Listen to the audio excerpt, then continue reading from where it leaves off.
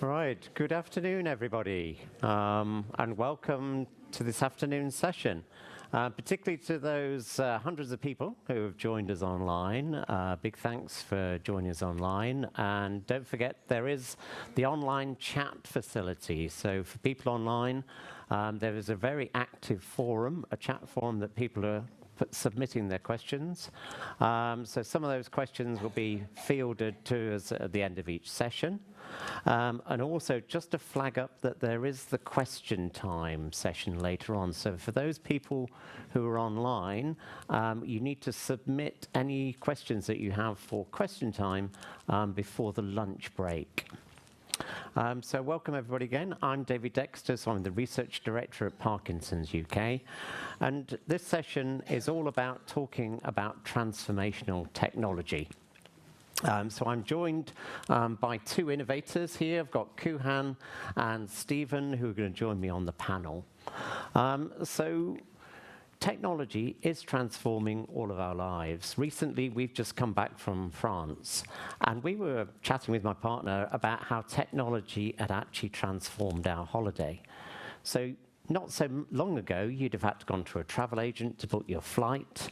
You'd have got a brochure and a tiny picture about the villa that you were going to book and hoping, you know, that that's what it was online, you know, when you actually get there. You'd have had to pack a heavy travel guide in your suitcase. You'd have had to gone to the bank and got traveller's checks or exchanged a lot of money, most of which with the bank wouldn't accept again when you got back to into the UK. So technology has transformed the way that we're actually doing our daily lives, but now it's actually filtering into the medical world. And today what we're going to talk about is how technology can not only transform research, but also the management of symptoms. So I'm going to invite our first guest, Kuhan, who's going to talk about technology in my life with Parkinson's.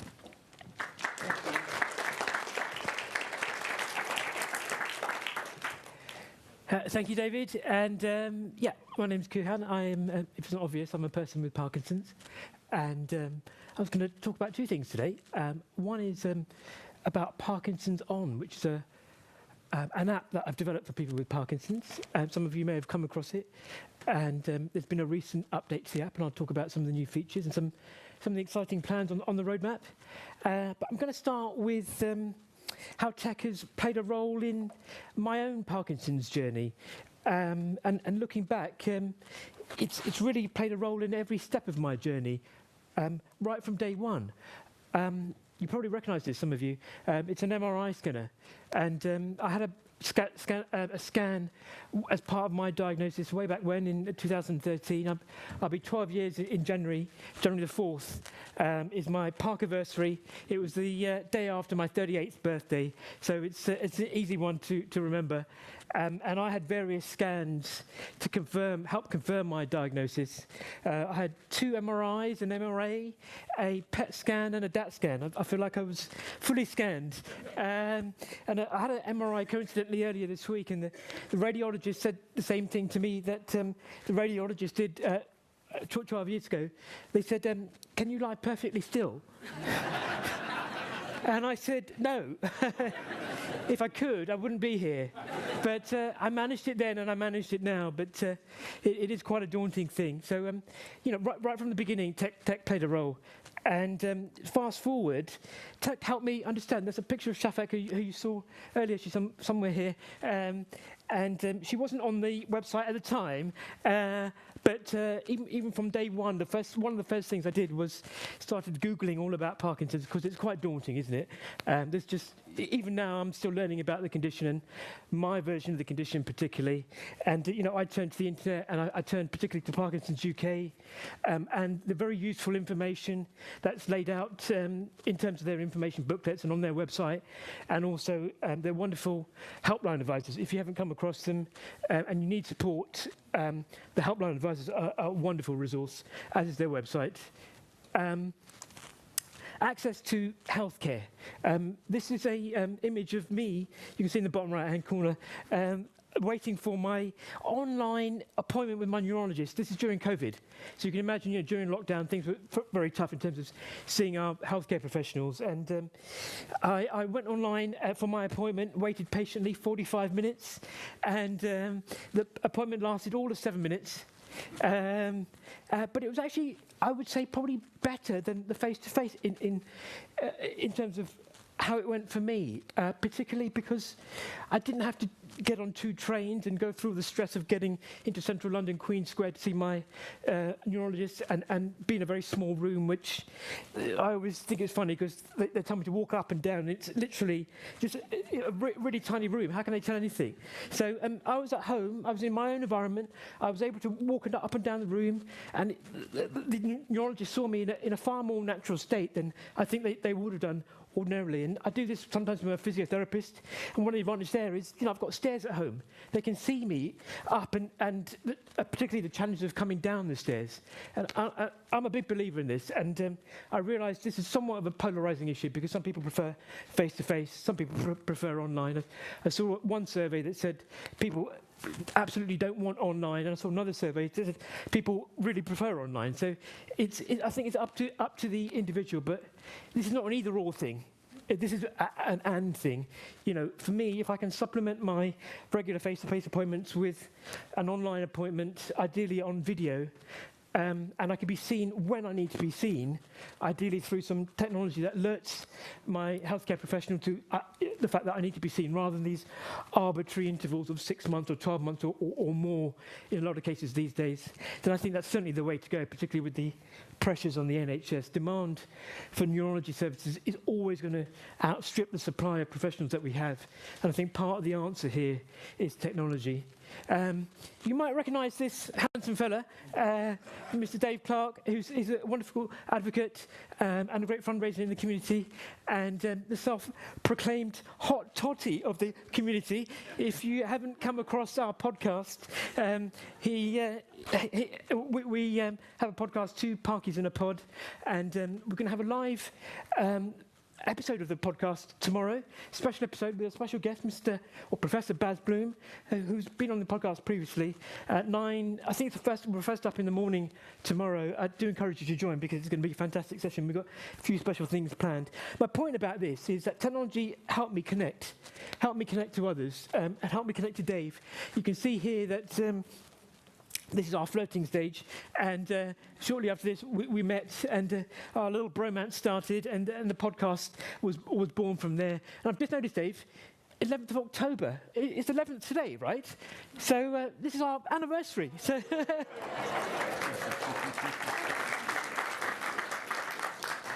but so online, I think it's somewhat of a less daunting place because at first I found it really quite frightening to come to events like this, or even smaller groups, and I thought online was actually just the way to go for me. I think it has its place, but there's no substitute for face-to-face, and it's great to see some people and friends that I've connected with online over the years and to see them here in person. But I do encourage people to connect, because Parkinson's can be a very lonely, isolating place, and we'll touch on this tomorrow. But for many years, I didn't really talk to anybody about my Parkinson's. So, one of the ways of dealing with it and living better with Parkinson's is really to connect with people. Tech also helped me tell my story as well. This was part of my coming out just a couple of years ago. It's strange. I mentioned, for the first 7-8 years, I could count on one hand the amount of people that I told that I had Parkinson's, and then I told the whole world effectively, or anybody that wanted to listen. And you can look me up online if you want. I go by the handle More Than a Tremor, because I think Parkinson's is far more than a tremor, and I wish people understood that more. And I did some videos and stuff which you can find on YouTube. And this is me giving back. It's almost sort of full circle, really, because I think part of acceptance with Parkinson's, it's like a grieving process, isn't it?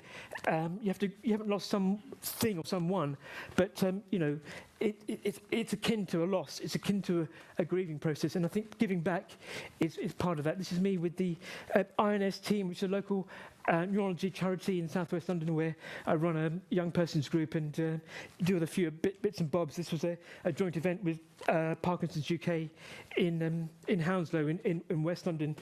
Trying to encourage people from the Asian community to take part in research, which is a big theme in Parkinson's UK and a big theme in the community because there's a lot of underrepresentation there.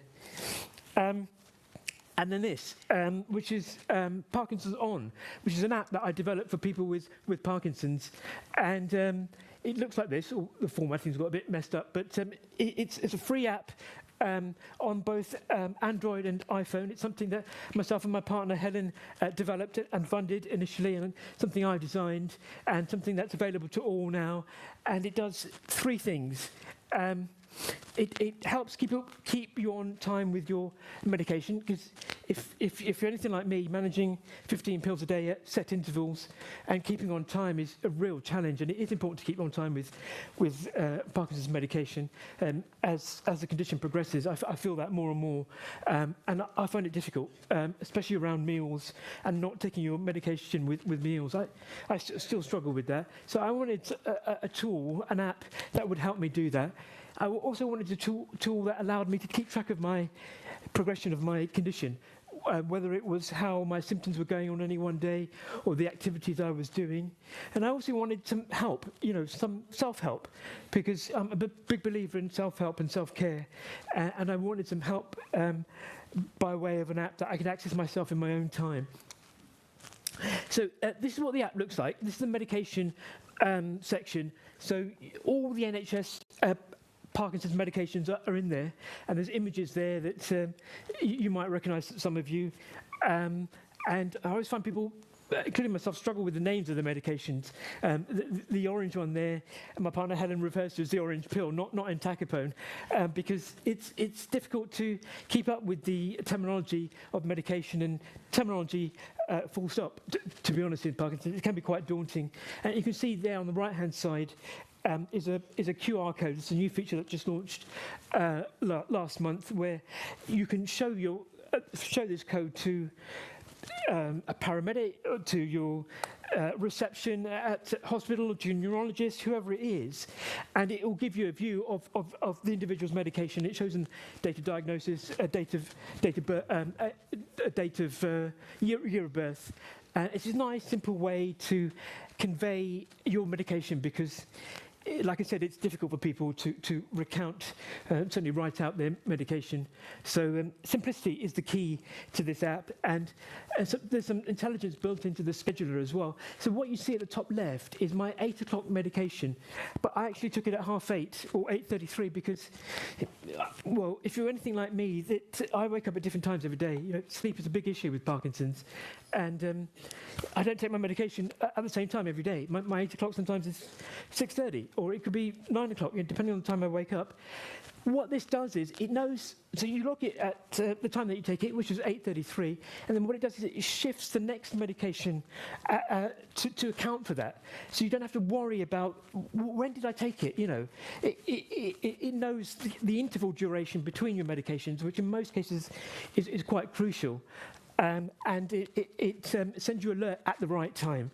And you can see in the middle screen there, not only can I log it, but my partner Helen has access to the app as well on her phone.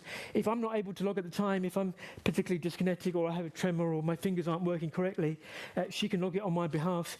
And when she goes to work, and she might worry if I'm taking my medication on time or not, because she knows and feels the effects when I'm not on time, she can sort of keep an eye on me in that respect. And if for any reason I've skipped the medication, and there might be valid reasons, I can record the reason for that, and there are various insights that are being produced off the back of this data that's being collected, that's presented back to you as the user. Symptoms.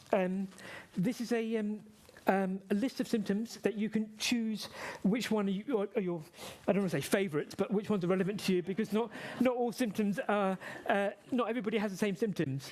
But there's 48 symptoms there, and this this 5-point rating scale broadly maps to what you heard earlier about the UPDRS rating scale, which is what clinicians use to track your progression, and you just simply rate your symptoms at any one time on that 1 to 5 scaling. And smiley face is all very Parky friendly in terms of the size of the icons, the spacing, and so on. So if you do have issues with dexterity in your hand, you can.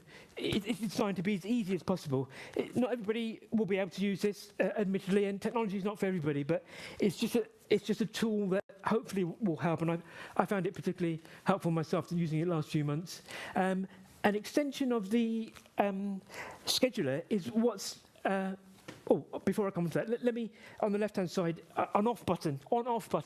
If you're anything like me, when you go to see a neurologist and they ask you, when are you off in the day? How long do your off periods last for?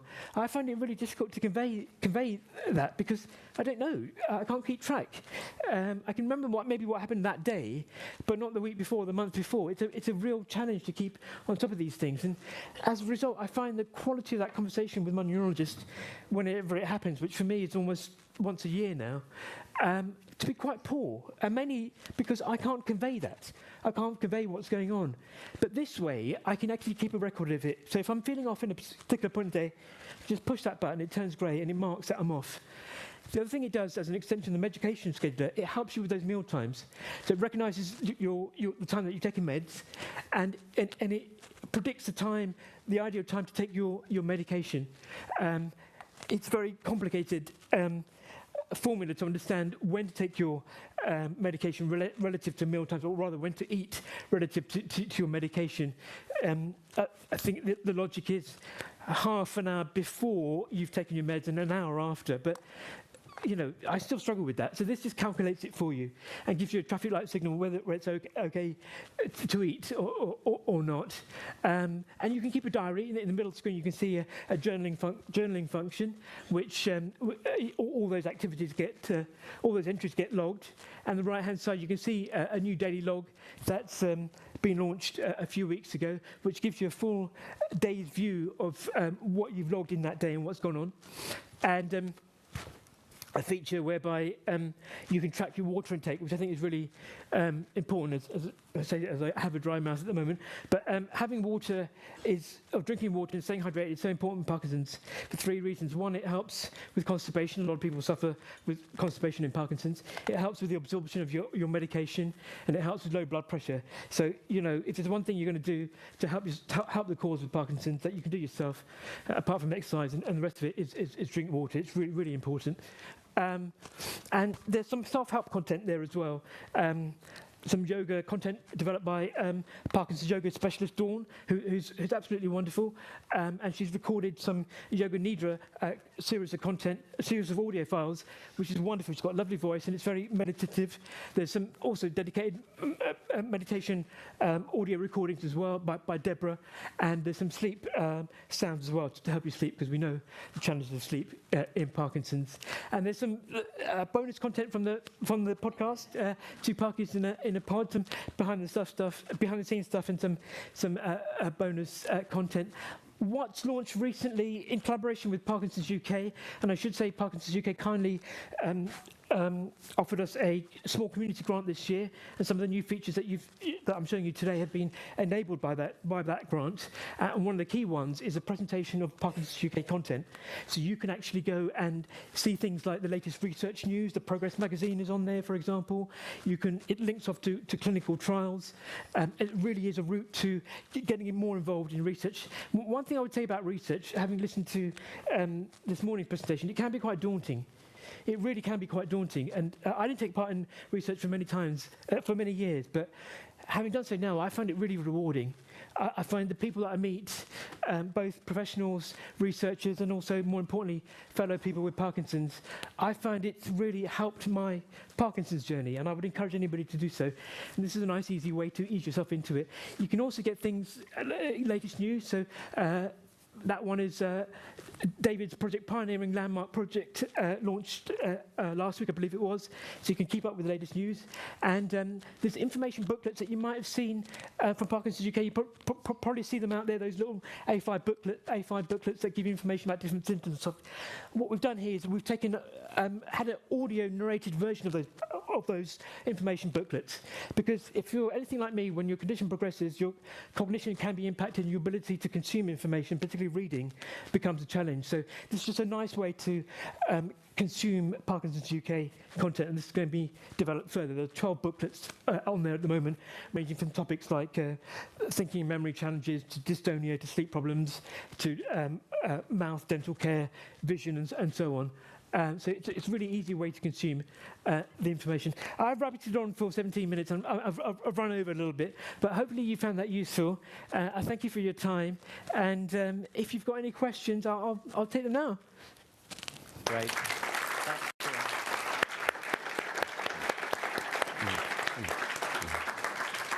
Have we got time for a quick question? I'm seeing lots of really positive comments in the online chat, people saying this sounds absolutely great. One question that came up was, where can I get it? I think people don't really necessarily know how to get it. Yeah, sure. It's a very good question, actually. A common question comes up, how do you download our app? If you have an iPhone, you just go literally to the App Store, which is the blue symbol on your, probably on your home screen on your iPhone, and you go into there and you just search for Parkinson's. It's normally the first app that comes up, Parkinson's On, with that big red symbol, and you just download it from there. It's completely free, and it's fairly self-intuitive to set up. If you do have any problems, you can contact me. But both on iPhone and Android, you go into the App Store or Play Store, as it's called on Android, and you can find it there. Brilliant, thank you. I'll share the other comments with you later. Sure. Thank you very much. Thanks, Kuhan. Thank you.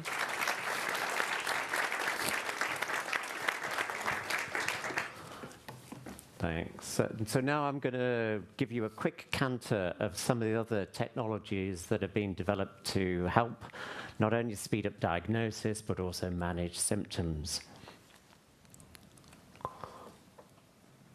So can I have the first slide?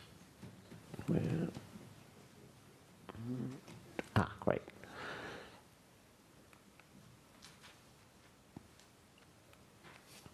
Right, so the first one I'm going to talk about is DBS. Now, DBS has been around for many years. In fact, it was developed in 1987. And this is where you've got small electrodes which are placed deep into the centers of the brain that control movement. So traditional DBS provides stimulation constantly into the areas that are controlling movement. And that's not ideal, because really, you want the stimulation when you want to move, and you don't want the stimulation when you want to go to sleep. So the first sort of technology that I'm going to be talking about, sorry, I'm going the wrong way. Sorry, go back again. Is really where they've done adaptive DBS. So this is really where it's actually listening to what the body wants. So when I pick up my glasses case, there is a little bit of the cortex in my brain called the motor cortex, which is sending the signals to my movement areas of the brain to trigger that movement to pick up my glasses case. So in adaptive DBS, it's actually listening to those signals and then putting the DBS signal into the brain. So this drives up the signal when people want to move and dampens down the signal when you don't want to move, like when you're going to sleep. So this was a small study that was done. So within the same patients, they were looking at the adaptive DBS versus the standard DBS. So they were acting almost as their own self-controls. So this study showed that there was better symptom management from this new form of DBS. So this is going into further investigations. So the next technology is all about AI, or artificial intelligence. Now, I prefer to call it machine learning, because the thing is that computers are getting much more powerful, and the thing is with computers, you can train them to look across big data sets, and you can train them to look for specific patterns within data. And this was really a group at UCL that were looking at blood samples from hundreds of people with Parkinson's and comparing them to people without Parkinson's healthy controls. And they were looking at proteins within the blood, and there are thousands of proteins in the blood. But what they were using is AI to look at these proteins, to look for a pattern that changes in Parkinson's compared to those healthy controls which were in the other samples. And what they're able to show is that AI could spot a change in pattern of 8 proteins within the blood. And this proved to be 100% accurate in the diagnosis of Parkinson's.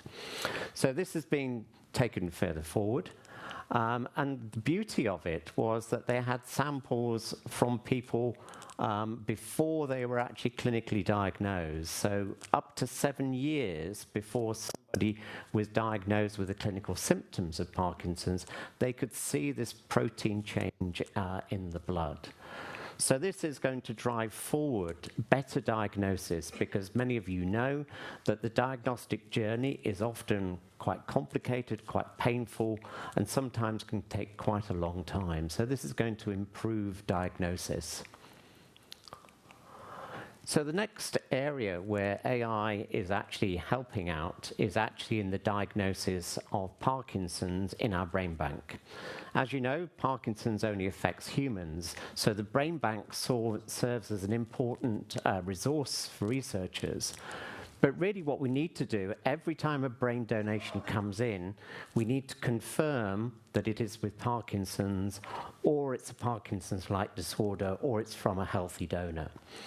And so that process involves taking tiny sections through the brain, staining it with different markers, and then the neuropathologist looking at it down the microscope and looking at about 60 or 70 sections down the microscope. And that takes him almost all day to diagnose a case. But what we've been fortunate enough is working with a company called Polygeist, who are experts in AI. And really what we've done is been able to train an AI system to do that process very quickly. So it would normally take the neuropathologist all day to do that work. The machine can actually do the diagnosis and write the report within 3 minutes. So, and that's 98% accuracy. So that is going to speed up the work of the brain bank. We can do the diagnosis on the cases quicker, and we can actually get the cases out the door quicker to the researchers. So AI is an interesting technology, so watch this space for further advances in AI. So this is Julie Jones, and as you know, that Parkinson's, improves with exercise. But having that drive to get out of bed and go and do your exercise every morning and do it to the right level is a real challenge, even for a fit, healthy person like myself. But for somebody with Parkinson's, it's even more of a challenge. So what we've done is funded a project with Julie, and she's using virtual reality to try and help people maintain that drive to exercise, but also to exercise at the right level. And this video will show you how Julie is proposing to do this work. Do my job without working with the Parkinson's community. We're a team, and we're a team that's trying to make things better for people living with Parkinson's today, tomorrow, and in the future. So I'm delighted to have been funded by Parkinson's UK to get a grant to look at the benefits of augmented reality with people with Parkinson's. So this is a collaborative grant. We're combined with Aberdeen University and the University of Exeter and 2 people with Parkinson's on the research group. So augmented reality then therefore allows us to be able to try and give people a more intensive approach to rehabilitation through use of gaming. And it really means that people will be able to use it in their own home environment. It's motivational, it's Wi-Fi enabled, enabled, so I'll be able to see what progress they've made, whether they've been compliant with the intervention, and therefore we'll be able to tailor their gaming intervention to try and encourage that higher degree of exercise intensity. This headset allows us to intensify the rehabilitation that we've got. So these glasses are designed and developed by a company called Stroll, and so we've been working with this company collaboratively to take this research forward. Through the lenses, the game is projected into their visual field, which means that they can be able to do this exercise intervention within their own home and in the safety of their own home. It has a number of pre-programmed games looking at training balance, looking at training gait, looking at training aerobic style exercises. So it allows us, through the number of games that are available that have been specifically designed for people with Parkinson's, to develop a tailored exercise program to meet their needs, which they can do independently at home. And that's really important because current therapy services are often only staffed to maybe see a patient once a week, or more likely once a fortnight for maybe only 6 sessions. And what we know with exercise, for it to be beneficial, it's about the dosage of that exercise, the frequency, intensity. So enabling people to use these headsets at home means that their rehabilitation outcomes may be enhanced because of the intensity and frequency they can use them in their own time. That's fantastic. So just now, looking at some of the other wealth of technology that's coming out.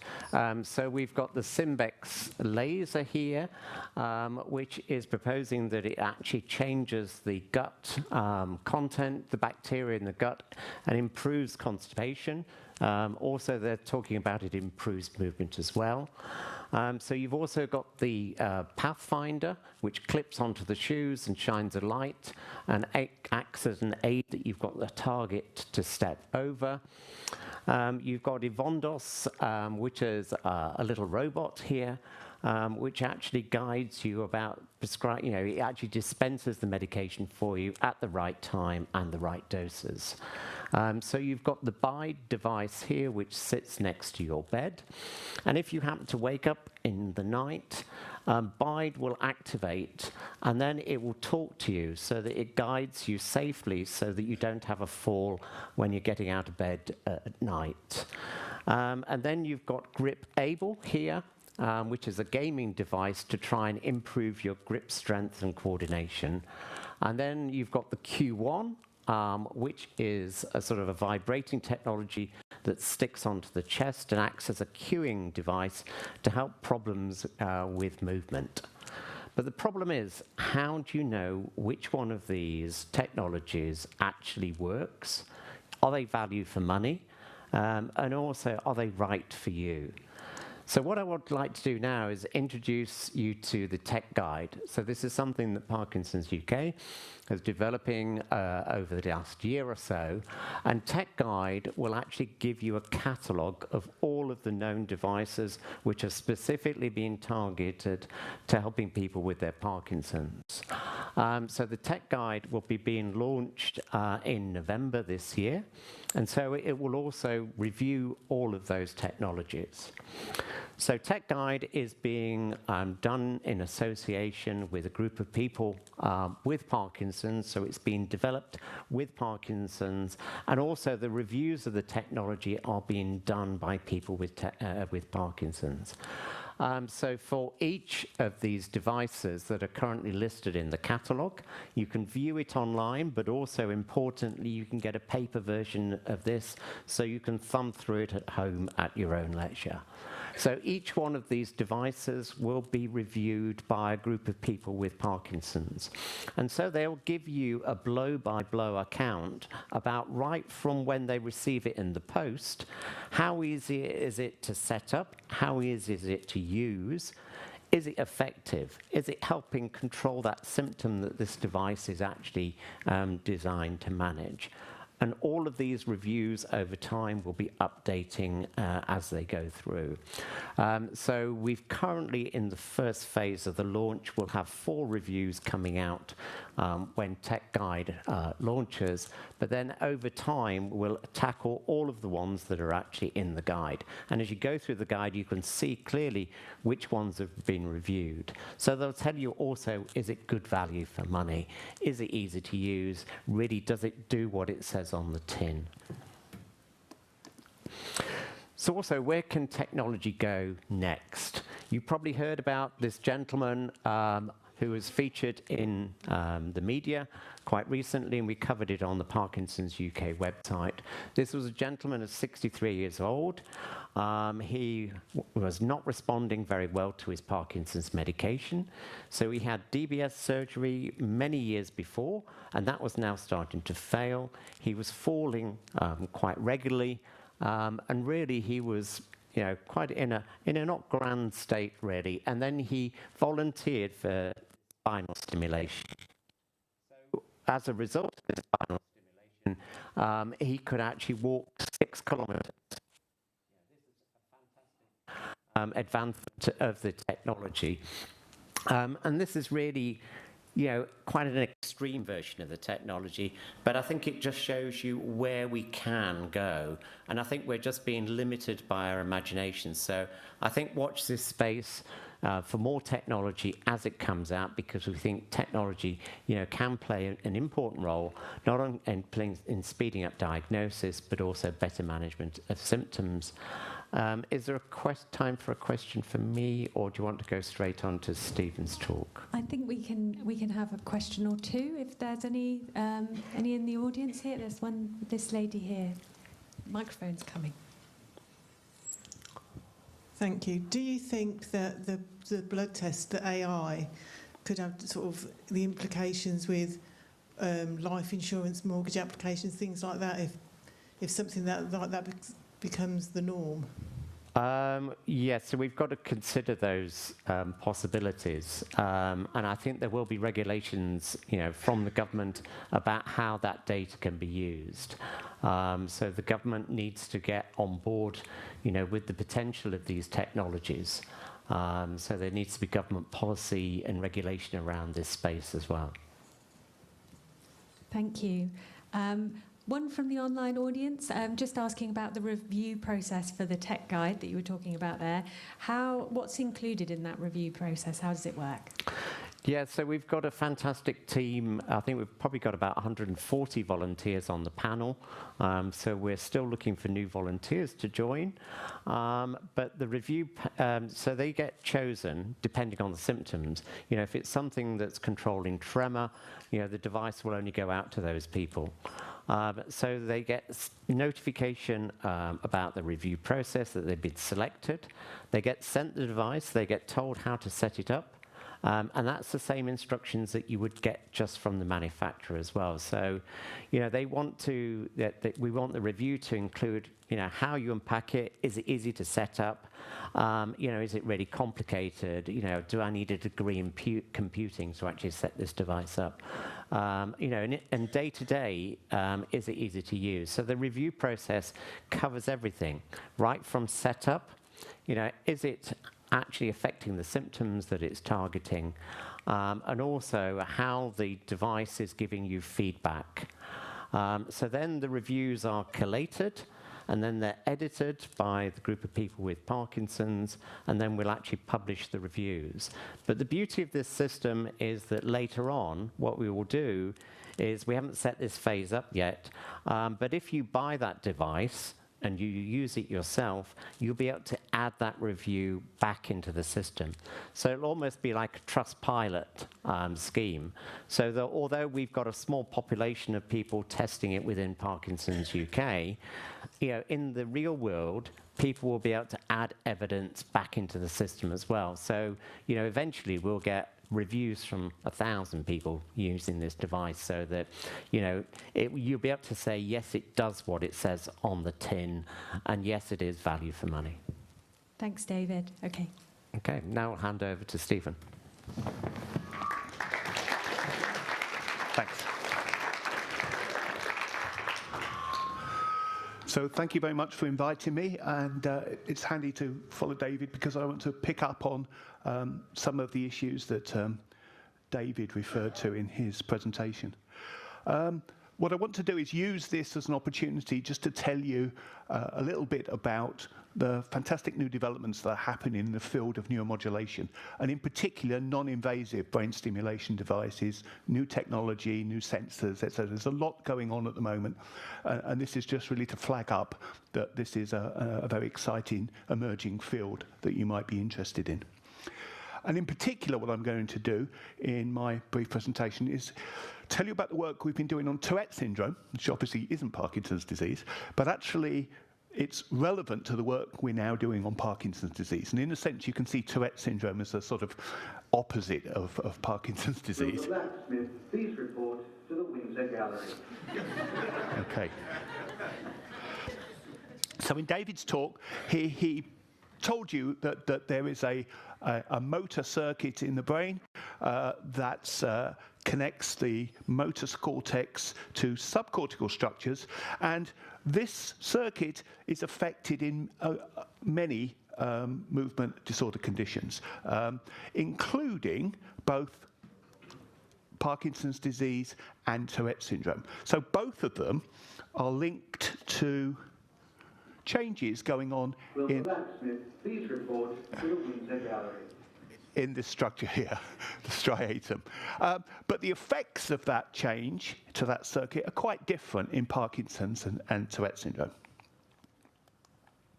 So in Parkinson's disease, as you know, there's reduced or slowed movements, and obviously in Tourette syndrome, we have the opposite. We have hyperexcitability in that network producing involuntary movements and vocalizations. And we've already heard from David as well that one very promising approach to moderating changes in that circuit has been the use of deep brain stimulation. And as we've heard, this involves surgically implanting an electrode into a target brain area in that circuit, turning it on either adaptively or constantly, and seeing modifications in people's clinical conditions.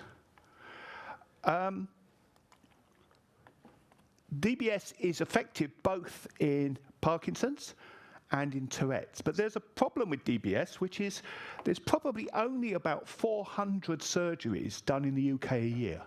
So there's way more than 400 people with Parkinson's disease. So there's actually a problem in getting access to this. And this is true particularly as well in Tourette syndrome, where it's not even licensed by NICE as a technique. So it's an experimental technique for Tourette. So even though it's very effective in reducing tics, almost no one with Tourette syndrome will get access to this. So what's the alternative? Now, what I want to say here, one thing that David mentioned, and this is the start of our work, is he talked about the idea of biomarkers in the blood. We also can look at, are there things that we can measure in the brain that are associated with conditions like Parkinson's disease? And one of them is, this shows a deep brain electrode, deep brain stimulation electrode implanted. You can record from this, and one of the biomarkers we see in Parkinson's disease is a change in a brain oscillation that can be measured in that circuit at a particular frequency. It's known as beta frequency. And the point is, this shows when someone with Parkinson's is off and someone when they're on, and you can see, when they're off in red, you can see that there's this huge increase here in the power of these 20 hertz oscillations, this beta frequency. Why is that important? Because we know that this frequency of brain oscillation is linked to the initiation of movement. So essentially, in order to move, you have to reduce the power in this frequency. And that's what we think gets interrupted by deep brain stimulation. When you stimulate, you disconnect this high frequency, 20 hertz power, and you allow movement to be freed up. Tourette's, it's the opposite. There's not enough power in that particular brain oscillation. Okay, so I'll skip this. Well, I'll just go back to the hypothesis that we generated from this work. So for Tourette's, we think that increasing, or in the case of Parkinson's, decreasing the power of these movement-related brain oscillations can alter the likelihood of movement. So decreased power in Tourette's, in Parkinson's is going to free up movement. Increasing the power in those brain oscillations will reduce the frequency of these vocalization and tics in people with Tourette syndrome. Can we do that non-invasively without using something like deep brain stimulation? And that's That's our work. When we ask people with Tourette's or with Parkinson's what they want, very often they'll say something like this.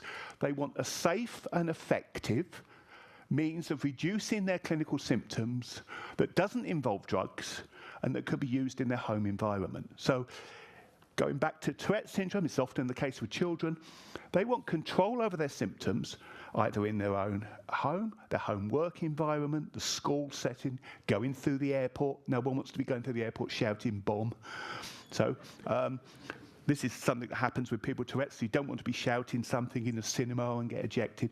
So you want control over your symptoms, and you want to do this away from the clinic, non-invasively, unintrusively as possible. So to do this, we developed a wearable device which is mounted on the wrist here and gives electrical stimulation at the frequency of those brain oscillations you've just seen. And we can stimulate at that frequency so as to induce entrainment of those brain oscillations. And potentially we can do that to increase the power, which is what we want to do in Tourette's, or reduce the power, which is what we want to do in Parkinson's disease. And this will say something about... Is there no sound? Comfortable and strong urge to tick called... Let's go back slightly then.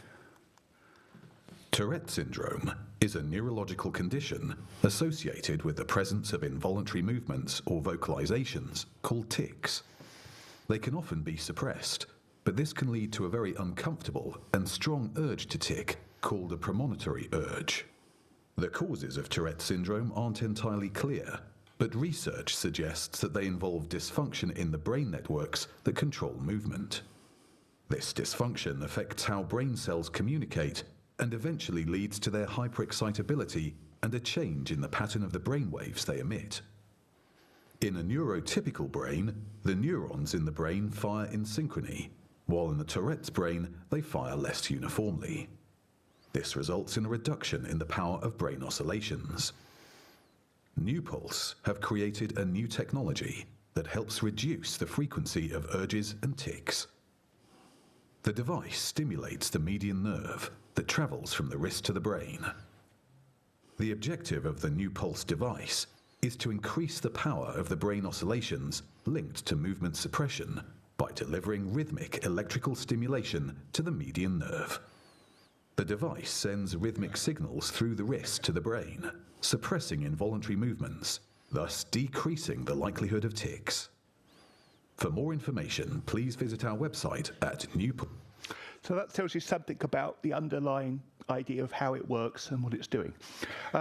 We carried out a UK-wide sham-controlled clinical trial in which we gave that stimulation at home in double-blind or sham stimulation to a group of people over a month period, and we studied the effectiveness of the stimulation both during stimulation and also before and after, and then over the period of the trial as well. So we can see both the effectiveness of the stimulation while you're receiving stimulation, but also whether or not there's an after effect, a carryover effect.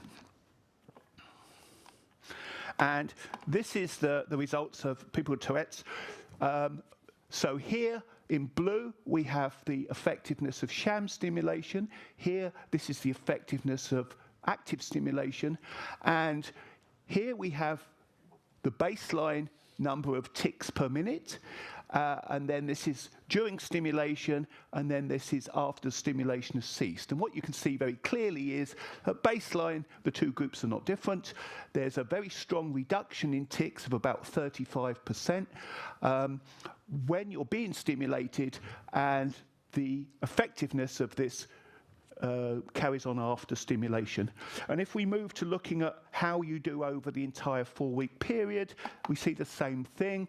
So this is the effectiveness of active stimulation against sham and against the treatment as usual group. And this is the reduction in their tic severity. So this approach of a wearable electrical stimulation device is effective in reducing tics both while you're being stimulated, so you can turn it on and off as you need it, but it also gives you a long-term follow-up. After we published this work, we were inundated with requests from people with other conditions, lots of people with Parkinson's, lots of people with dystonia, to ask, would this be useful in other conditions? And we didn't know. We did some pilot work, and we were fortunate to be funded by Parkinson's UK to actually start a study to look at whether or not it would be effective in Parkinsonian tremor. This is some preliminary data we've got looking at someone with a central tremor.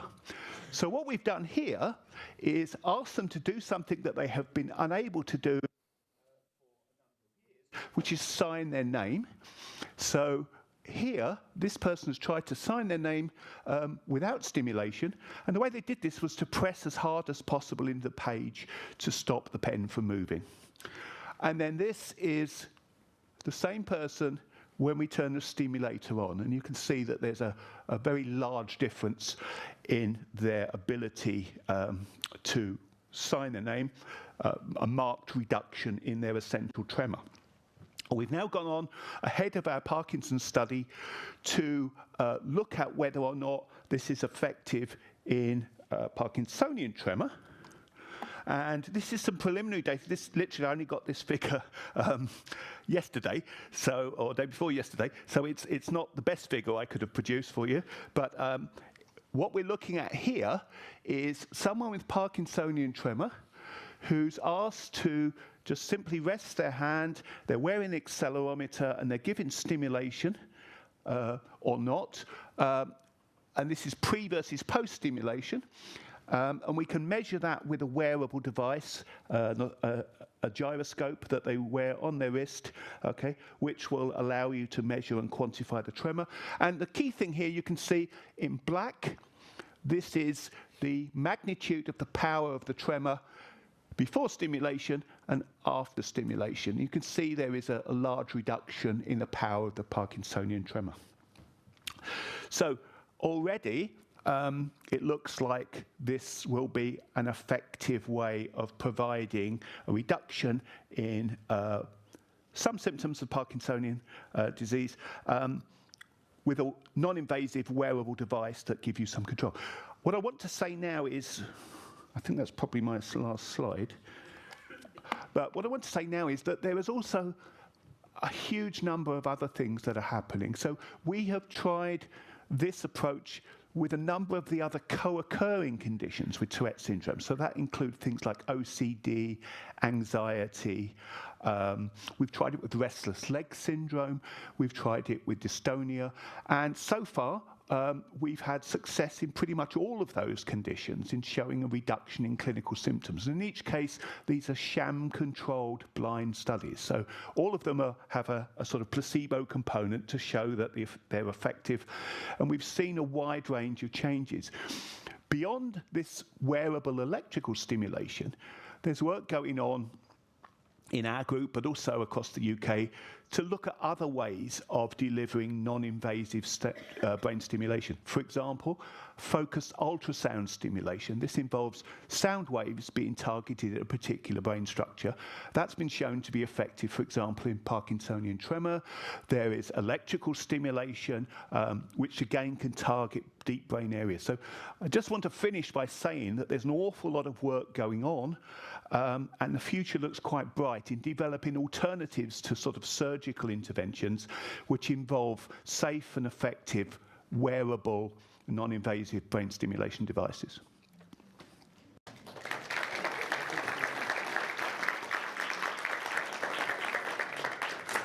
Thank you. Have we got a time for a question? We've got a time for a question. Have we got one from online? Yes. Or is there a question in the room? Yes, I think Hugh speaks for a lot of people when he says, what's the wearable device called again? And can anyone get one? So where we are at the moment is it will be available soon, but obviously before you can have a wearable device available to people, it has to get regulatory approval. So it's designed now. We've moved on from the prototype device that we used in the clinical trial. There is a device device. There's a company set up to market and develop it, and that should shortly have obtained regulatory approval. So we're looking at sort of 2026, early 2026, late 2025, when it will be available. Lovely, thank you. A question in the room? There's a couple on this side.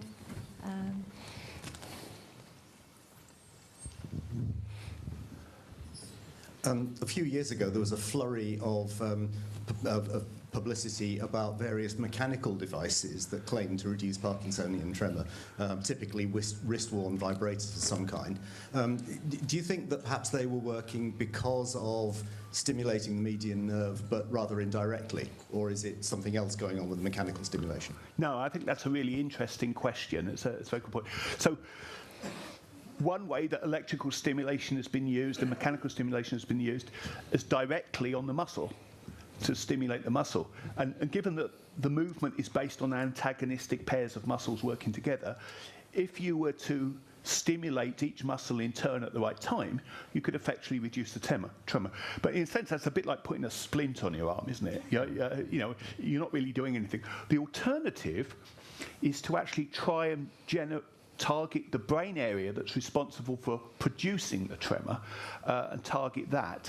And so our approach would not be to simply to produce a sort of splint on the arm, but actually to try and see if we can modify and retrain the brain networks that are producing the tremor. And that's what a lot of our work's aimed at now. So there are different techniques for ways that we could stimulate that network to see if we can modify it that doesn't involve surgery. Okay. Mike, did you want to ask your question? Yeah, could you clarify your regulatory process? You said you're going through a regulatory approval process for the device, but your data is on Tourette's. Will the label include Parkinson's on the device? So at the moment, I mean, obviously these things are quite specific because we have to be very specific in how the device is defined, whatever. At the moment, the regulatory approval is for the Tourette's work, but we've been funded by Parkinson's UK to now look at using the same devices, the same approach in Parkinson's disease. And if that work is successful, then we would apply for regulatory approval to broaden the approach. And obviously, we are, as I've already mentioned, we're looking at a range of other co-occurring conditions where we also look to be effective. And the idea would be to broaden the regulatory approval for those. And again, the idea would be to make these devices available sort of over the counter, so you can get them, say, from Amazon or whatever. And it's also currently being evaluated by NICE with the idea that hopefully it would be adopted by the NHS and you could get it on prescription or whatever. Thanks. Thanks very much. Are we now breaking for lunch, I take it? Yes, I think so. Yeah. Well, it just leaves me to thank our speakers today for a really great session.